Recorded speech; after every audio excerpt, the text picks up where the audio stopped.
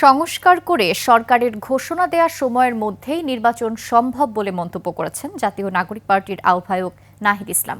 তিনি বলেছেন, ফ্যাসিবাদ বিরোধী শক্তিকে আওয়ামী লীগের বিরুদ্ধে এক সিদ্ধান্তে আসতে হবে। বিস্তারিত সিরাত আল মুস্তাকিমের রিপোর্টে।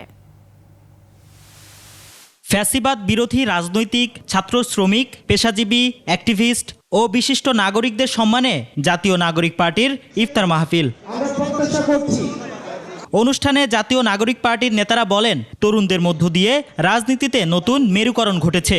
দেশের মানুষ নতুন রাজনৈতিক বন্দোবস্ত চায়। বাংলাদেশের মানুষ এক নতুন সংস্কৃতির রাজনীতি চায়।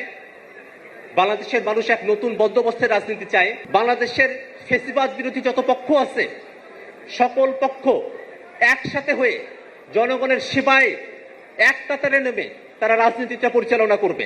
আইনসভা ও গণপরিষদ নির্বাচন সম্ভব মন্তব্য করে তারা বলেন, বিদেশিদের সুযোগ করে দিতেই দেশবিরোধীরা ষড়যন্ত্র চালাচ্ছে।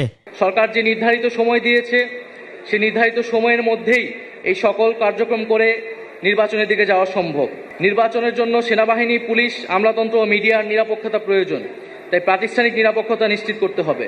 ফ্যাসিবাদের দ্রুত দৃশ্যমান বিচারের মাধ্যমেই আওয়ামী লীগের বিষয়ে ফায়সালায় সবাইকে ঐক্যবদ্ধ থাকার আহ্বানও জানান এনসিপির নেতারা। সিরাত আল মুস্তাকিম, 21 টেলিভিশন, ঢাকা।